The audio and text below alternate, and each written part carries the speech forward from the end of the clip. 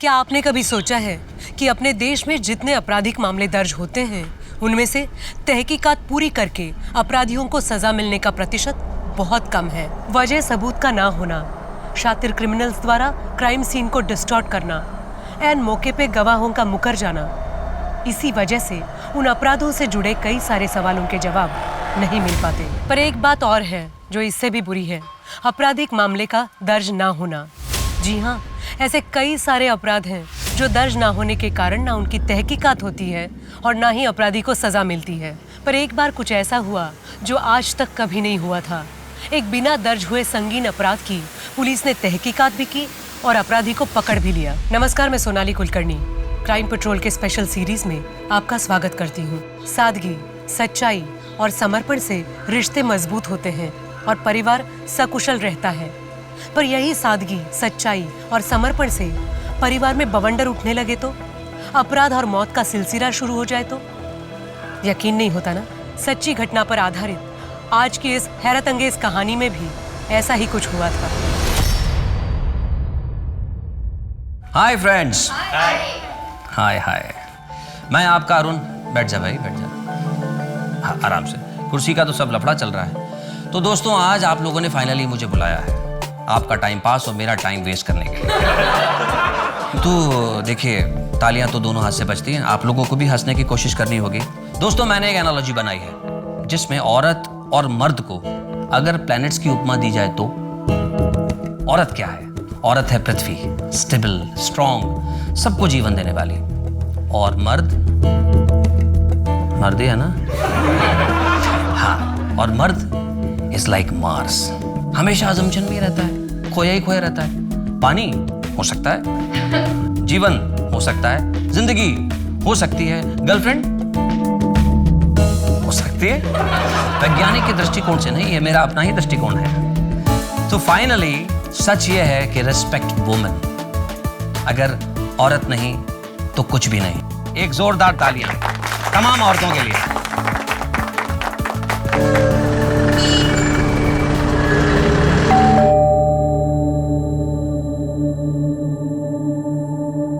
अरे आप? यहाँ से गुजर रहा था तो सोचा आपका हालचाल पूछता चलो। आइए ना।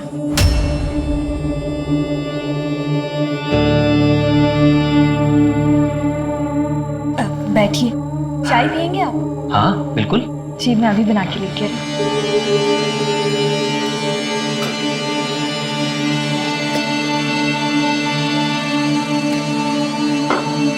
आप बस 2 मिनट रुकिए, मैं अभी आई। फिर से चाय की पत्ती खत्म हो गई? अब मैं बस लेके ही आ रही हूँ। डोंट वरी, चाय की पत्ती के अलावा घर का कुछ जरूरी सामान भी लेके आया। अरे, इन सब की क्या जरूरत थी? देखिए, मैं जानता हूँ किशोर के जाने के बाद आप अपना ख्याल नहीं रखती हैं। जिसके लिए घर बार सजाया था, अब वो ही नहीं रहा तो। आपका मूड ठीक करने के लिए ये मास्टर शेफ आज आपके लिए चाय बनाएगा। अरे, आप बस देखते जाओ। लेकिन आप?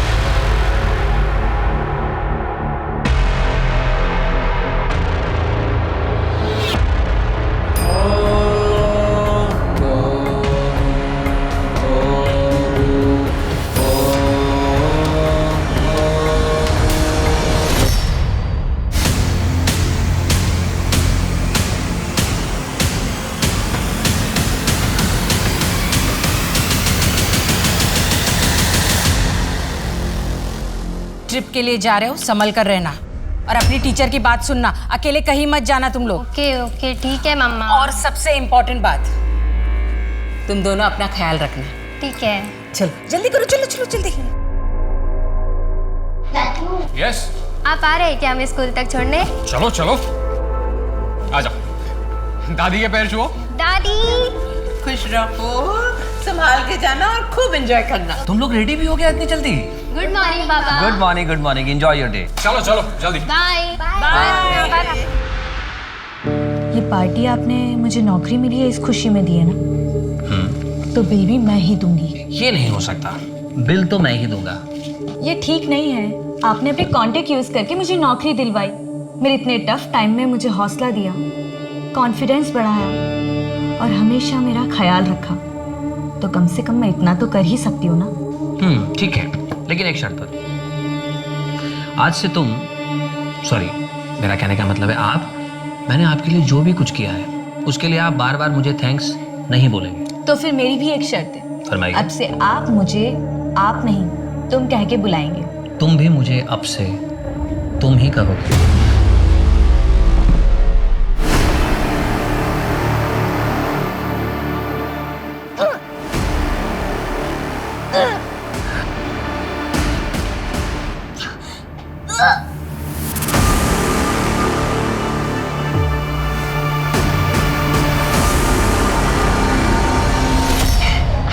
सोनी, अरे क्या हो गया तुझे?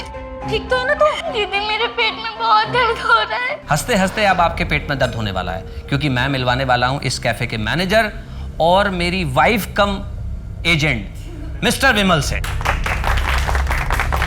वो मैं इसलिए कह रहा हूं, इसने एक प्रोग्राम क्या दिला दिया, मुझ पे ही रुबाब दिखाता है और पैसे भी मुझसे लेता है पत्नी की तरह।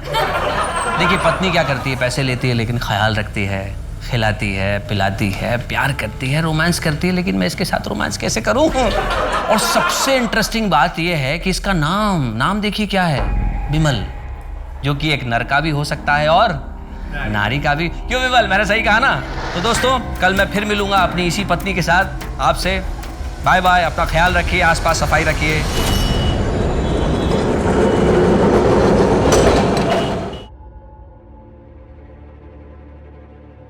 अरे इतनी सुबह सुबह कहाँ जा रहे हैं? बस माँ वो परेशान लग रहे हो, क्या बात है? कुछ नहीं माँ, आप प्रसाद दीजिए। ये क्या है तुम्हारे हाथ में? कुछ काम के कागजात है माँ। अरे दादा, आज तो आपको छुट्टी है ना? हाँ, लेकिन एक ज़रूरी काम याद आ गया, इसीलिए बाहर जा रहा हूँ। अच्छा माँ, जाता हूँ। बेटा जाता हूँ नहीं, बोलो आता हूँ। आता हूँ माँ।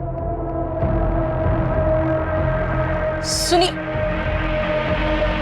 बिना चाय पिए ही चले गए। अरे भाभी, दादा चले गए तो क्या हुआ, मैं हूं ना।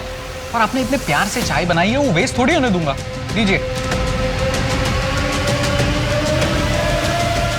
बहू, अरुण की कुछ खबर? सुबह से निकला है, कुछ खाया पिया भी होगा कि नहीं? और बच्चे पिकनिक पे गए हैं, उनकी कोई खबर? बच्चे ट्रिप में मौज कर रहे हैं, बहुत खुश है वो लोग। मेरी फोन पे बात हुई थी, पर अरुण की। हाँ ठीक है, आपको जैसे ही कुछ पता चले मुझे तुरंत कॉल करो। Okay bye. अरुण की कोई खबर? नहीं माँ, किसी को नहीं पता वो कहाँ है। मैंने सबसे पूछ लिया, समझ में नहीं आ रहा, अपना फोन बंद करके बिना किसी को पता है कहाँ चले गए हैं। एक हंसता खेलता परिवार छोटी छोटी खुशियों को बटोरते अपनी जिंदगी गुजारता है। अरुण का परिवार भी कोई अपवाद नहीं था। सब कुछ ठीक ही लग रहा था कि अचानक अरुण के गायब होने से पूरा परिवार परेशान हो गया। वो समझ ही नहीं पा रहे थे कि ऐसा क्यों हुआ और अब आगे क्या करें। अरुण पे ऐसी क्या बीत रही होगी कि उसे घर बार छोड़ के जाना पड़ा। वो खुद ही कहीं चला गया था या उसके साथ कोई हादसा हुआ था। अनहोनी के संदेह से परिवार के पैरों तले जमीन खिसक गई। 24 घंटों तक इंतजार करने के बाद भी जब अरुण नहीं लौटा तो परिवार पुलिस से मदद मांगने पहुंच गया। कल सुबह से मेरा बेटा कहीं चला गया है, उसे कहीं से भी ढूंढ कर लाइए। आप लोगों ने ऑफिस वालों से, दोस्तों से, रिश्तेदारों से पूछताछ की? सबसे पूछा सर। फिरौती का कोई फोन आया था? नहीं सर। बाहर वालों से किसी के साथ झगड़ा, किसी ने धमकी दी हो? हाँ सर, एक बार दादा ने उनके मैनेजर बिमल पे जोक बनाए थे। लोगों को तो बहुत मजा आया था, लेकिन बिमल बहुत भड़क गया था। पहले ही पहुंच जाते तो अच्छा रहता। हाँ, मजाक उड़ाता है मेरा कमीने। विमल मेरी बात सुन, तूने मुझे वहाँ सबको हंसाने के लिए तो बुलाया था। मैं बस अपना काम कर रहा था, लोगों को हंसाने की कोशिश कर रहा था। देख, दिल से सॉरी बोल रहा हूँ, जो हुआ उसे भूल जा। अरे सबके सामने इंसल्ट करता और इधर अकेले में सॉरी बोलता है। अरे छोड़ो यार, इनको क्या कर रहे हो आप? तूने मेरा इंसल्ट किया ना, देख मैं तेरे साथ क्या करता हूँ। ये छोड़ ना। सर ये बिमल बहुत टेढ़ा आदमी है, कब किसके साथ क्या कर बैठे कुछ कह नहीं सकते। बिमल के अलावा और किसी पे शक है आपको? हाँ, नहीं सर। ठीक है, हम अरुण को ढूंढने की कोशिश करते हैं। आप जाइए सर। इस बिमल की हिस्ट्री ज्योग्राफी निकालो, अरुण की और बिमल के कॉल रिकॉर्ड्स चेक करो, उनकी लास्ट लोकेशन मैच करके देखो, और हाँ, अरुण के बैंक डिटेल्स भी निकालो। हो सकता है ये पैसे वगैरह का मामला।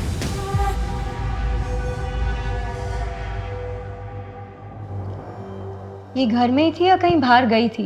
घर पर ही थी, पर इसका पेट दर्द से क्या संबंध? डॉक्टर, क्या हुआ? कोई सीरियस बात है क्या? शोनी प्रेग्नेंट है। सर अरुण के कॉल रिकॉर्ड्स मैंने बहुत अच्छे से स्टडी किया। अरुण के कॉल रिकॉर्ड्स के हिसाब से अरुण और जैस्मिन के बीच दिन में कम से कम 5 से 6 बार बात होती थी, और बातें बहुत लंबे लंबे होती थी सर। ये जैस्मिन कौन? सर अरुण के दोस्त की वाइफ। कुछ ही महीनों पहले उसके दोस्त की मौत हो गई, और अगले ही हफ्ते से उन दोनों में बातचीत शुरू हो गई थी सर। अरुण के बैंक डिटेल्स हैं? हाँ सर, ये देखिए। लेकिन बैंक स्टेटमेंट से एक इंटरेस्टिंग बात पता चली है सर। जैस्मिन से मिलते हैं सर।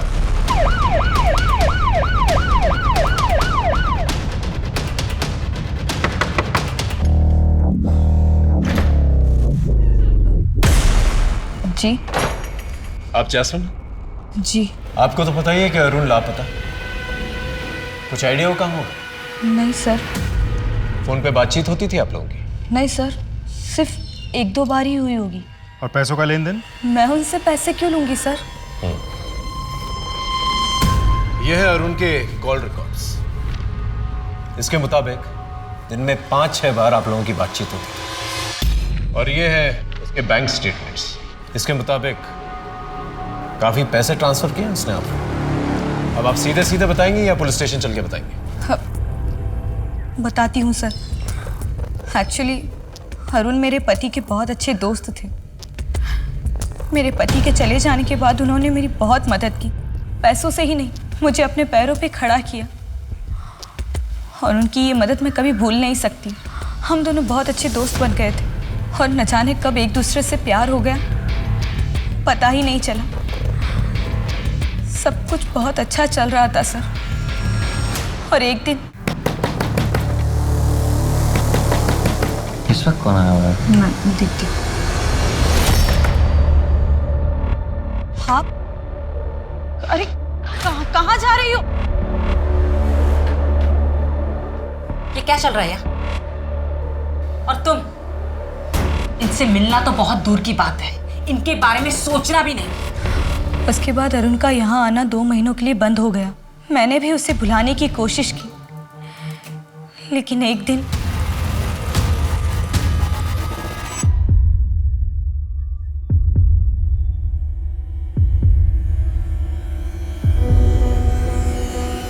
कितने दिनों बाद आए हो? कैसे है? नहीं, मैं तुम्हारे झांसे में नहीं आने वाला। तुम भी तो धोखेबाज हो सकती हो शीतल की तरह। जैसे उसने मेरी आधी जिंदगी बर्बाद कर दी, आधी जिंदगी तुम बर्बाद करोगी। क्या हुआ है अरुण? क्यों इतने परेशान हो? अरुण और शीतल के बीच में कुछ तो हुआ था, जिससे वो बहुत परेशान रहने लगे थे। मैंने इसे जानने की कोशिश की, लेकिन उन्होंने मुझे इस बारे में कुछ भी नहीं बताया, और कभी इस बारे में बात भी नहीं की। वो हर वक्त उदास रहने लगे, हर वक्त परेशान रहा करते थे, और मुझसे जब रहा नहीं गया तो मैंने जिद करके उनसे आखिर पूछ ही लिया। लेकिन उन्होंने मुझसे कहा कि वो बात बताने से अच्छा है कि वो मर जाए।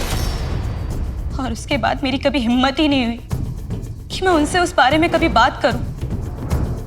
लेकिन सर, वो जो भी बात थी वो उन्हें अंदर ही अंदर खाए जा रही थी। भरा पूरा परिवार था हमारा। तीज त्योहार, खाना पीना, दोस्त रिश्तेदार, हंसी ठहाका। फिर अचानक सब बदल गया। शीतल और अरुण के बीच में पता नहीं ऐसा क्या हो गया कि वो एक दूसरे से नफरत करने लगे। उनके बीच में झगड़े होने लगे। मैंने बीच बचाव करने की बहुत कोशिश की, लेकिन झगड़े की जो वजह थी मुझे नहीं पता चली। और फिर बात बढ़ते बढ़ते यहाँ तक पहुँच गई कि एक दिन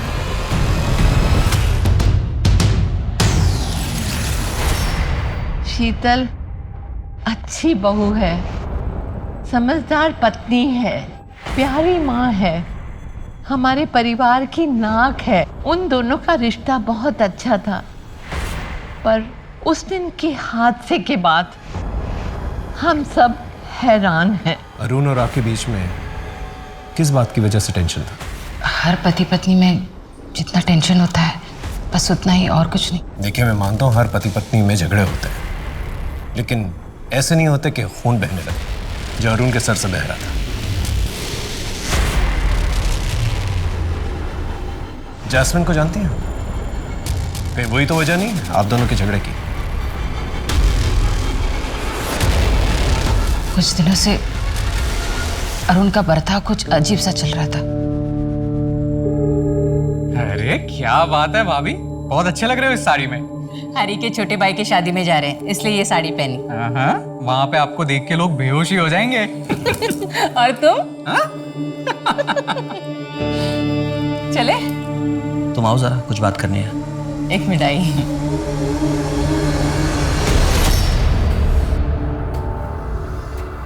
ये कैसा ब्लाउज पहना हुआ है तुमने? विदाउट स्लीव्स है, मुझ पर बहुत जच रहा है ना। नहीं, चेंज करो इसे अभी। मेरा कहने का मतलब है कोई सादा सा पहन लो, लॉन्ग स्लीव्स का ब्लाउज पहन लो। पहले अरुण को मेरी हर एक बात बहुत अच्छी लगती थी, फिर उसे धीरे धीरे मेरी बात उसे खटकने लगी। वजह? पता नहीं। कहीं अरुण को आप पर शक तो नहीं था? पता नहीं सा। शीतल के बिहेवियर से तो लग रहा है जैसे अरुण को उस पर शक था। हो सकता है अरुण की गुमशुदगी में शीतल का हाथ हो। ये भी हो सकता है कि शीतल का कोई अफेयर चल रहा हो, लेकिन किससे? क्या लगता है सर? अखिल से? हो सकता है। अगर शीतल और अखिल का अफेयर चल रहा था तो कॉल रिकॉर्ड से तो पता नहीं चलेगा, क्योंकि दोनों साथ में रहते थे। पड़ोसियों से पता करो। अगर वाकई में दोनों का अफेयर चल रहा था तो एक पुख्ता वजह हो सकती है जहां पर दोनों ने मिलकर अरुण को गायब किया। सर, सोनी, तुम कुछ तो याद होगा ना? तुम किससे मिली थी? किसी ने कुछ खिलाया था या किसी ने कुछ किया तुम्हारे साथ? मुझे कुछ भी याद नहीं आ रहा दीदी। पेट में अचानक से दर्द होता है, बहुत भूख लगती है बार बार। क्या हुआ है दीदी मुझे? दीदी कल मैं स्कूल जाऊंगी ना? हेलो, क्या? ठीक है, हम अभी पहुंचते हैं। चल सर।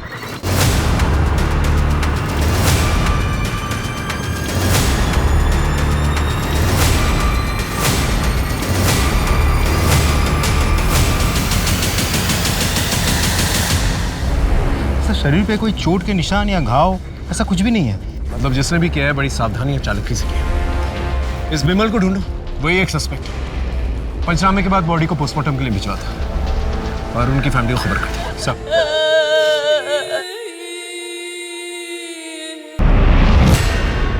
सर, विमल का पता चल गया। कहाँ पर है? एक लॉज में छिपा बैठा है। लेकर आओ। तूने ही अरुण को मारा ना? मैंने अरुण को नहीं मारा सर। उसने तेरा मजाक उड़ाया था, तूने उस पर हाथ उठाया और मौका मिलते ही तूने उसका मर्डर भी कर दिया। मैं उस झगड़े को कब का भूल गया हूँ सर। तो फिर शहर छोड़ के क्यों भागा था? लॉज में क्यों छुपा हुआ था? सर मैं कर्जे में डूबा हुआ हूँ, साहूकार मुझे ढूंढ रहे थे, इसलिए घर छोड़ के यहाँ लॉज में रह रहा हूँ। सारे मोटिव्स तेरे पास ही हैं अरुण को मारने के लिए, और कोई नहीं मारना चाहता था उसे? है सर। कौन? अरुण की बीवी शीतल। क्या? हाँ सर। वो अरुण को क्यों मारना चाहेगी? सर अरुण ने मुझे खुद बताया था, जब भी वो अपनी पत्नी के करीब जाता था वो इसकी बेइज्जती करती थी, कहती थी बदबू आ रही है। सर यहाँ तक कि वो उल्टी भी कर देती थी। सर, विमल ने शीतल के बारे में जो कुछ भी कहा, शीतल ने या अरुण की माँ ने कभी भी ऐसा कुछ नहीं बताया हमें। एक पत्नी अपने पति को इसलिए मार देती है क्योंकि उससे बदबू आती है। ये बात कुछ हजम नहीं हो रही। जरूर कोई और वजह है जो घर वाले भी हमसे छुपा रहे हैं। ये शीतल और अखिल के रिलेशनशिप के बारे में कुछ पता चला? इसे पता लगाने की कोशिश कर रहे हैं, थोड़ा सा समय लगेगा।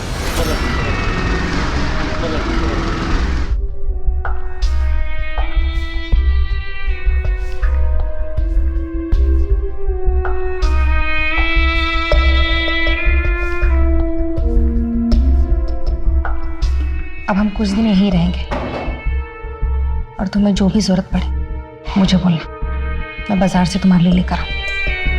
तब तक तुम इस कमरे से बाहर मत निकलना। पर कब तक? जब तक तुम्हारा बच्चा डिलीवर नहीं हो जाता। मेरे बच्चे स्कूल की ट्रिप के लिए गए थे। पता चला अरुण जिस दिन घर से गायब हुए थे उस दिन उन्होंने वहां जाकर बच्चों को बीच ट्रिप से वापस ले आए। ना अरुण घर वापस आए और ना ही बच्चे वापस आए सर। तो उसके बाद अरुण की लाश मिली और कुछ? सर रजिस्टर पोस्ट से आज ये दादा का लेटर है। मैं आत्महत्या कर रहा हूं। मेरी आत्महत्या के लिए मेरी पत्नी शीतल जिम्मेदार। शीतल की वजह से मेरी जिंदगी बर्बाद हो गई है, मेरा सुख चैन खत्म हो गया। आप पति पत्नी के बीच में क्या प्रॉब्लम थी? आखिर अरुण ने ऐसा क्यों लिखा है कि उसने आपकी वजह से आत्महत्या की? सर मुझे कुछ नहीं पता, सिर्फ आप लोग मेरे बच्चे को ढूंढ कर लाइए सर। अरुण घर से निकला, फिर उसने बच्चों को पिकअप किया और उसकी लाश फिर कुएं के पास मिली। कहीं बच्चे वही तो नहीं? प्लीज, हम आपका दुख समझते हैं, ठीक है? हमें अपनी कार्रवाई करनी है, प्लीज। पंचनामे के बाद पोस्टमार्टम के लिए भेजा था सर।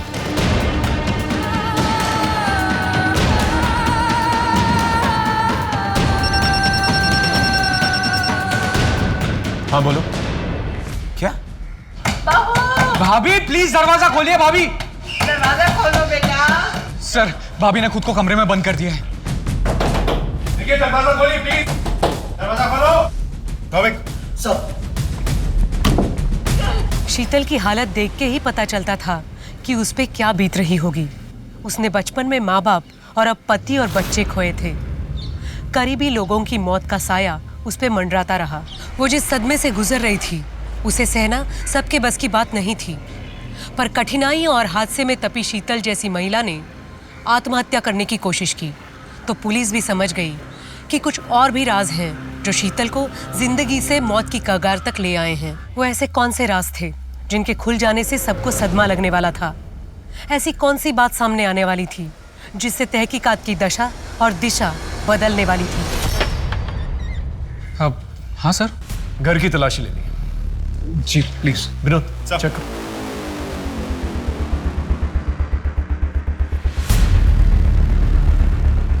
सर अंदर अरुण के कमरे के कबर्ड से ही मिला।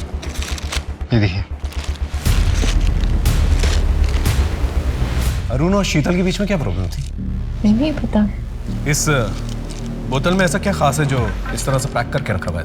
सर वो दादा के बाल झड़ रहे थे ना, तो वो डॉक्टर के पास से ये तेल ले आए थे और भाभी को इसकी स्मेल पसंद नहीं थी तो इसलिए शायद ऐसे पैक करके रखा होगा।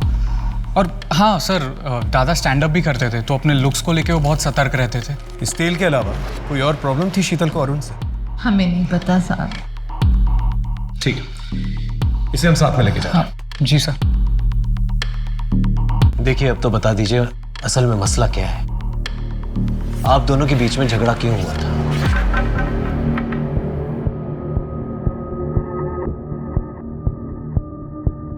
ये तेल हमें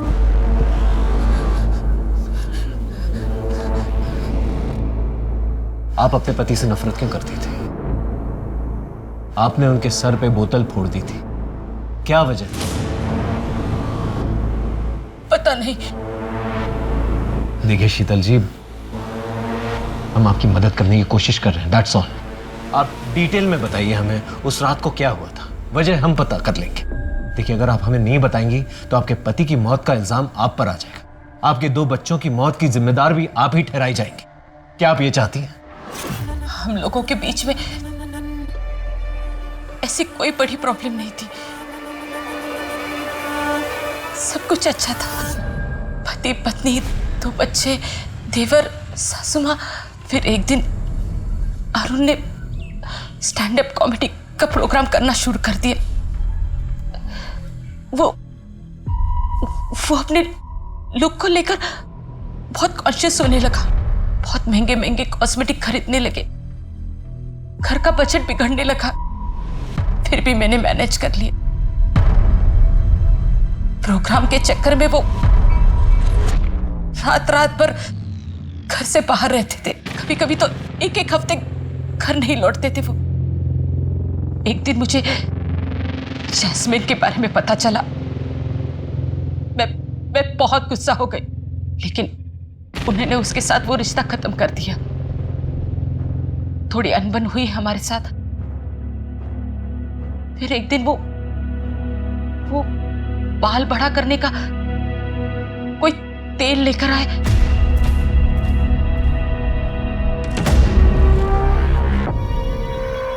अरुण, कितनी बदबू आ रही है, मत लगाइए ये तेल। मेडिसिन है शीतल, देखना जहाँ जहाँ से मेरे बाल झड़ गए ना, सारे के सारे वापस आ जाएंगे। प्लीज मत लगाओ, बहुत गंदी बदबू आ रही है।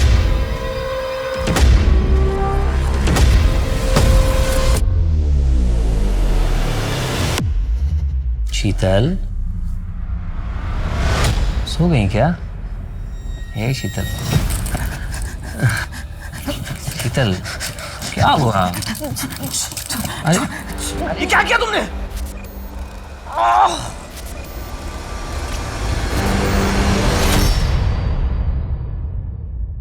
Arun, I am sorry. वो बाय मिस्टेक से मैंने सर पे। I am really sorry Arun, मुझे माफ कर दो। शीतल, आखिर तुम्हें हो क्या गया था? हमारे बीच में ऐसी कोई बात नहीं थी, तुमने अपना आपा खो दिया। सच बताओ क्या बात है, बोलो। कहीं तुम मुझे गलत ना समझ लो। शीतल, मैं तुम्हें जज नहीं करूंगा, मैं तुम्हें समझने की कोशिश करूंगा। देखो, तुम्हारे मन में जो डर है, जो तकलीफ है, उसे बाहर निकालने में मैं तुम्हारी मदद करूंगा। प्लीज बोलो क्या बात है।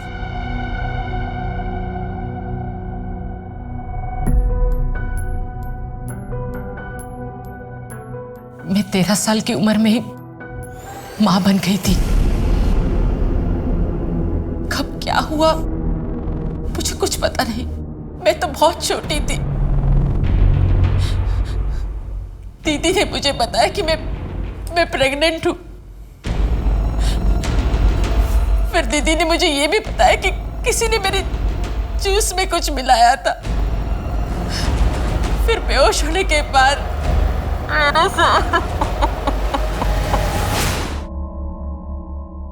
अरुण, आज आपने हौसला दिया तो अरुण, आपने मुझसे वादा किया था कि आप मेरा साथ देंगे। अरुण,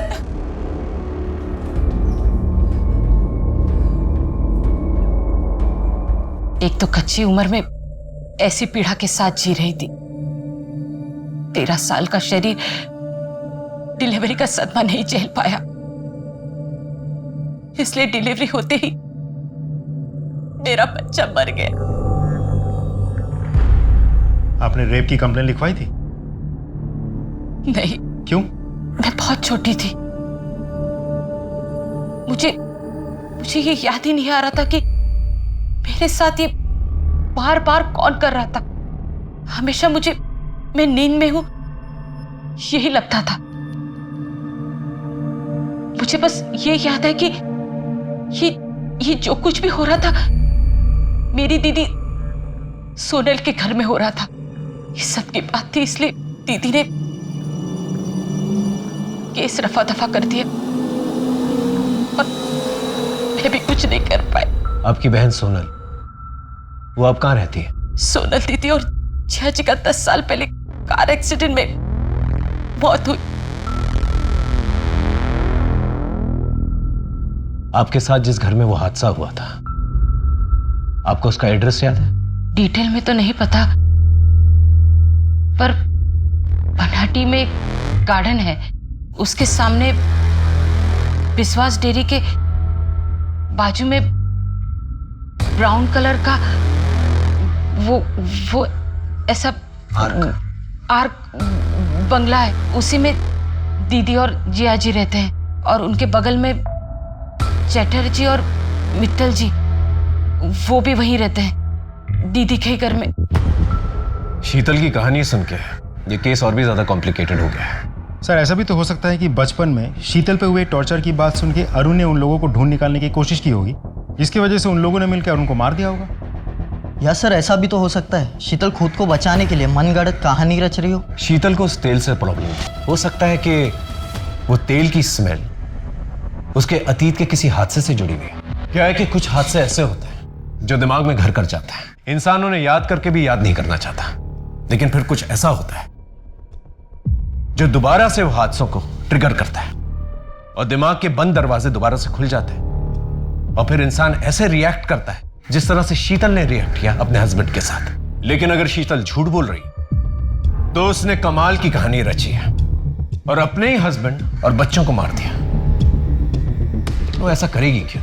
एक काम करते हैं, शीतल ने जो पुराना एड्रेस दिया है ना अपना, वहां चल के पूछताछ करते हैं, देखते हैं क्या क्लू मिलता है। Excuse me sir. हेलो, हाँ ओके सर, पोस्टमार्टम रिपोर्ट आ गई है। बच्चों की बॉडीज में सेडेटिव्स मिले हैं। इसका मतलब नींद की गोलियां देकर बच्चों को मारा गया है। सोनी, 10 साल पहले जो हुआ उसे भूल जाओ। सारे मर्द एक जैसे नहीं होते, कुछ अच्छे भी होते हैं। ये देखो, मैंने तुम्हारे लिए एक अच्छा सा लड़का देखा है, तुम इससे शादी कर लो, ये तुम्हें बहुत खुश रखेगा। अरे ज़्यादा सोचो मत, मैंने हाँ कह दी है, बस 15 दिन में शादी होने वाली है। मैं चलती हूँ, मुझे बहुत तैयारियां करनी है।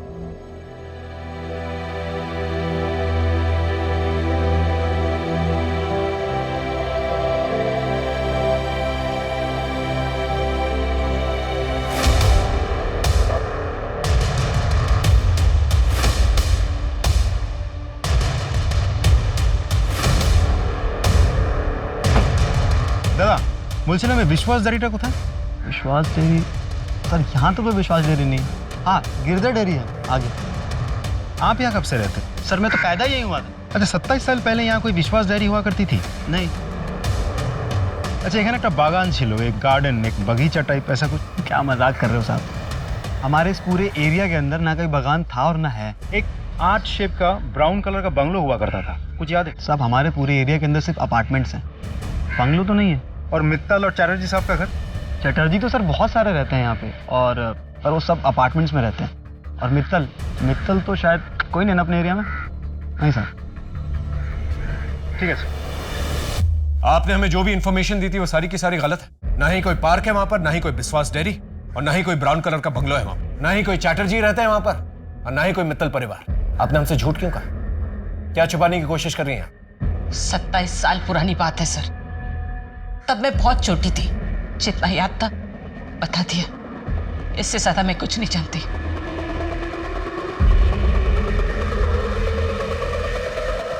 सर, ये औरत सिर्फ घुमा फिरा के बात कर रही है, देख लीजिएगा फिर से कोई नाटक करेगी। इसकी सास से पता करो इसका रिश्ता किसके जरिए आया था, हो सकता है कोई क्लू मिल जाए। Right sir. गिरीश जी, कुछ तो याद होगा आपको। शीतल की बहन और मैं हम साथ में काम करते थे। शीतल की बहन की और मेरी कभी ज़्यादा बात नहीं होती थी, लेकिन एक दिन अचानक वो जॉब छोड़कर चली गई थी। उसके कई सालों के बाद वो मुझे एक दुकान में मिली थी, तब मेरी उससे कुछ बात हुई थी। तब उसने बताया कि वो शीतल की शादी करने वाली है। मैंने भी उसको बताया कि मेरी नज़र में कुछ लड़के हैं, उनमें से एक लड़के अरुण के साथ उसकी शादी हो गई थी। उसके बाद हमारी मुलाकात नहीं हुई। ये शीतल और उसके पति, ये दोनों कहाँ रहते थे? ये दोनों अग्रपाड़ा में रहते थे।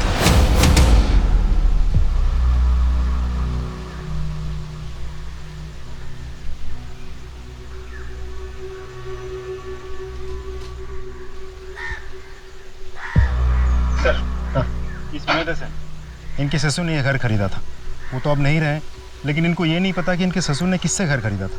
क्या हम घर अंदर से देख सकते हैं प्लीज? जी, हम उससे बात करके गए थे, आप देख सकते हो। Thank you.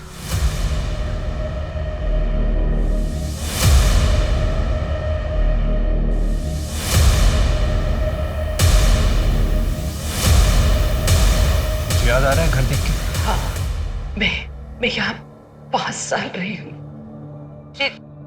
मेरे ज्यादा दोस्त नहीं थे, तो मैं ज्यादा से ज्यादा मैं घर पर ही रहती थी। अब याद आए उस दिन मेरे दीदी और जिया जी की एनिवर्सरी थी।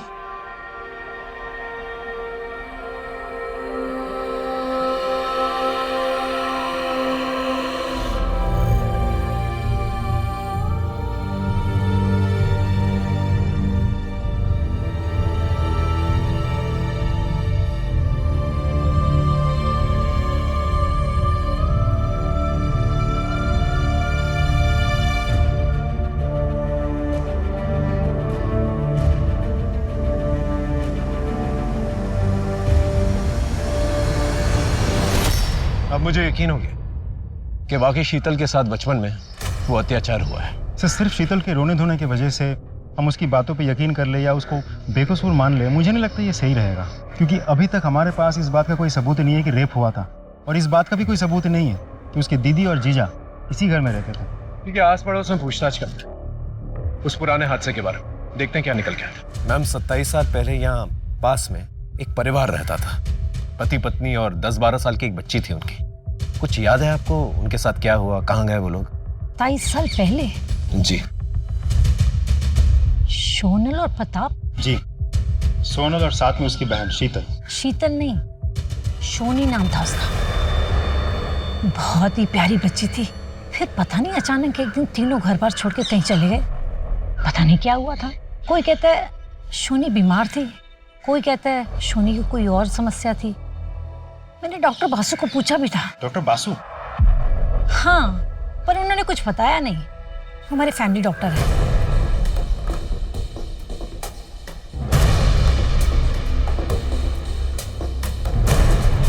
सर, मैं आपको थोड़ी देर में फोन करता हूँ। जी हाँ। सोनल और प्रताप के पुराने सामान में से ये फोटो एल्बम मिला। फोटोज को अच्छी तरह से चेक करो। 27 साल पुरानी बात है, मतलब 1993। हो सकता है कोई क्लू मिल जाए। और सोनल और प्रताप के सोशल अकाउंट्स भी चेक करो। Right sir.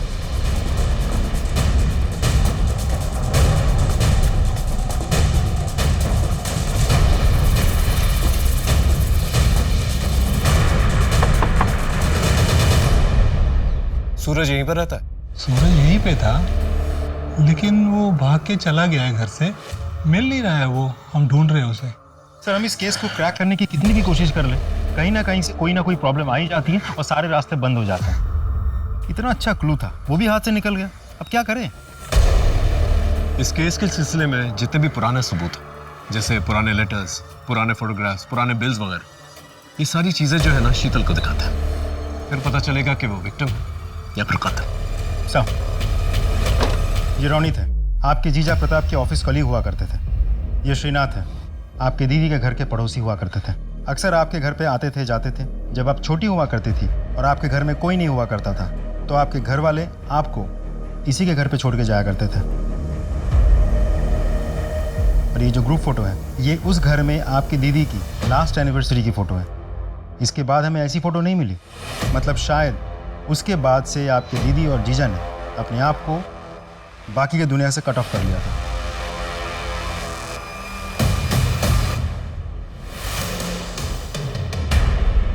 ऐसा क्या था इस फोटोग्राफ के अंदर जिसे देखकर शीतल ने इस तरह से रिएक्ट किया? Sir, sketch artist. हाँ, ये फोटो देख रहे हैं? ये फोटो 27 साल पुरानी है। इस फोटो में जितने भी लोग हैं 27 साल के बाद कैसे दिखेंगे, उसका एक स्केच चाहिए। अपने मुताबिक बना के लेंगे।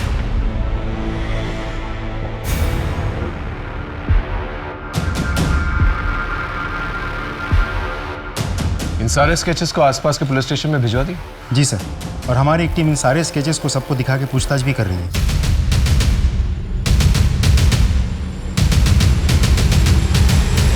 सर, इस फोटो में 2 लोगों की मौत हो गई है। और ये बाकी 3? सर, इनके भी डिटेल्स मिले हैं। ये तीनों प्रताप के दोस्त हुआ करते थे, अक्सर प्रताप के घर जाते थे। 3 में से 2 तो प्रताप के दूर के भाई हैं और एक दोस्त। स्टेज तो सेट, बस सूत्रधार को ढूंढने की जरूरत है। लेकिन सर, ये सूत्रधार है कौन?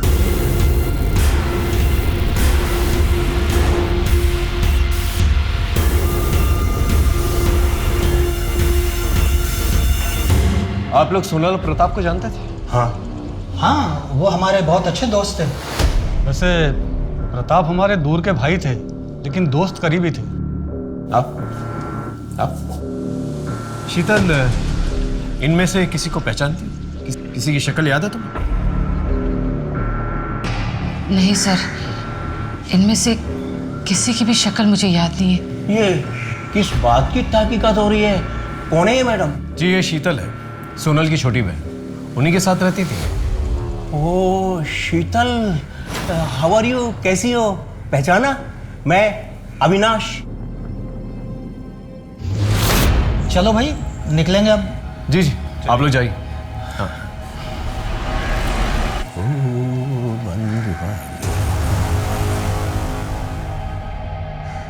एक मिनट प्लीज, वापस आइए।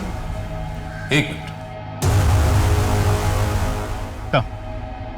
इस बॉक्स में कुछ कॉस्मेटिक्स है। जो भी कॉस्मेटिक्स आप लोग डेली यूज करते हैं उन्हें चूज कर लीजिए।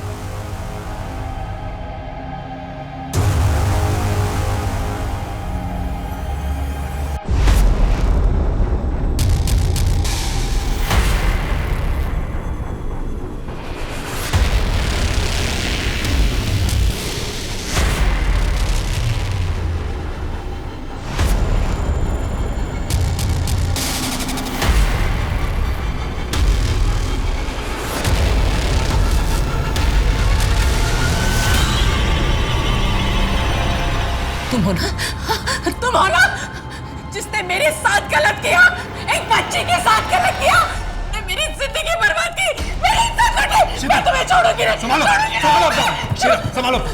लेके जाओ, लेके जाओ। क्या बकवास है ये? कुछ भी अनाप शनाप बोले जा रही है। लगता है इसका माथा फिर गया और साथ में पुलिस भी बावली हो गई है। ना कोई सबूत ना गवाह। अरे वाह वाह वाह वाह, 27 साल पहले की मनगढ़ंत कहानी गढ़ करके तुम मेरी बदनामी कर रहे हो। मनगढ़ंत कहानी है या सच, वो तो हम पता लगा ही लेंगे, लेकिन तकलीफ से अगर बचना चाहता है ना तो अभी सच बता दो। 13 साल की शीतल को तुमने क्या क्या किया था? क्या बकवास कर रहे हो? मैंने कभी किसी पर कोई अत्याचार नहीं किया। बिना किसी सबूत के आप कोई आरोप नहीं लगा सकते। मैं जा रहा हूं। रुकिए, जब तक का डीएनए टेस्ट नहीं हो जाता ना आपका, आप कहीं नहीं जा सकते। कर लो डीएनए टेस्ट। मैच किससे करोगे? ये सूरज, जब शीतल 13 साल की थी उसका एक बच्चा पैदा हुआ था। वो मरा नहीं था, जिंदा है। वही ये बच्चा है। अब जब तक डीएनए टेस्ट नहीं आ जाता, यहीं पर रुको।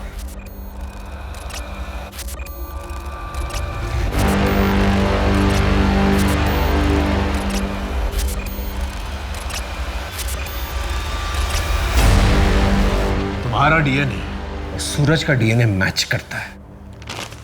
अब सीधे से सच बोलेगा या मार खा के बोलेगा? बोल।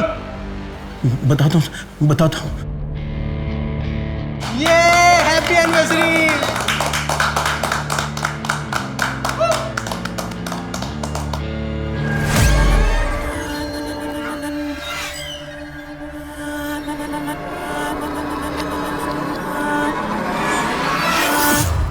जूस। इसलिए मुझे जब भी मौका मिला तो सोहम के साथ मिलकर शीतल से प्यार किया।